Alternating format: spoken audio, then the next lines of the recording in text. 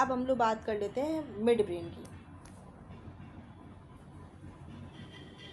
और आज ही हम लोग हिंड ब्रेन के बारे में भी पढ़ लेंगे।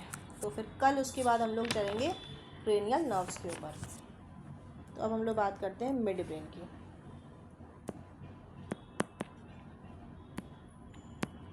मिड ब्रेन का एक और नाम हम लोगों ने पढ़ा था स्टार्टिंग में, that is also known as मेसोसेफ्लॉन।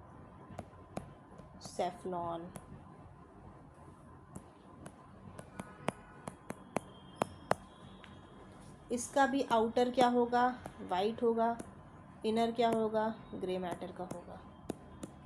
Clear?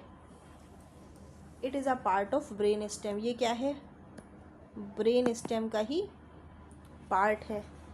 इसमें कौन कौन सी क्रेनियल नर्व्स जाती हैं, तो इसमें क्रेनियल सीएन यानी कि क्रेनियल नर्व्स कौन कौन सी ओरिजिनेट होती हैं, 3 और 4 ओरिजिनेट होती है।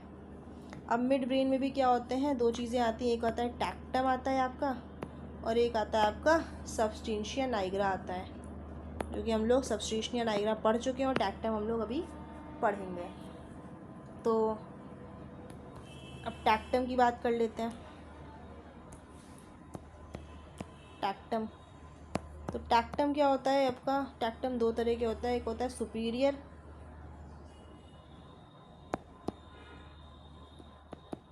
कॉलिकुलाई, एक होता है आपका इन्फीरियर कॉलिकुलाई। तो जो सुपीरियर कॉलिकुलाई होती है वो किस चीज़ के लिए रिस्पॉन्सिबल होती है, आई और नेक मूवमेंट के ड्यूरिंग विजुअल रिफ्लेक्स। इसके लिए रिस्पॉन्सिबल होती है eye and neck movement during visual reflex. Clear? और जो इंफीरियर कॉलिकुलाई होती है वो किसके लिए रिस्पॉन्सिबल होती है, नेक मूवमेंट के लिए होती है, पर ड्यूरिंग ऑडिटरी रिफ्लेक्स। यानी कि आप जब अपना किसी को देखने के लिए अपना नेक का मूवमेंट करेंगे तो यहाँ पे आपका कौन सा टैक्टम वर्क करेगा, सुपीरियर कॉलिकुलाई टैक्टम वर्क करेगा। और जब आप किसी की आवाज़ सुनने के लिए, जब आपको कोई आवाज़ देगा तो आपका इन्फीरियर कॉलिकुलाई टैक्टम वहाँ पे वर्क करेगा। तो रिफ्लेक्सेस जो होते हैं वो क्या होते हैं, इनवॉलेंट्री रिस्पॉन्स होती है, और एक्टिविटी जो होती है वो आपकी वॉलेंट्री रिस्पॉन्स होती हैं। तो ये आपकी बात हो गई किसकी, मिड ब्रेन की बात हो गई। अब इसका हम लोग एक बार स्ट्रक्चर देख लेते हैं।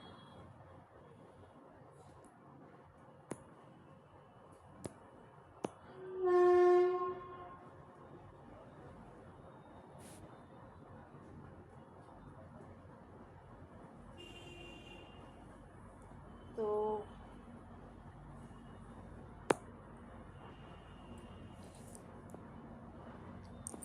ये है आपका मिड ब्रेन, ये एरिया आपका मिड ब्रेन है।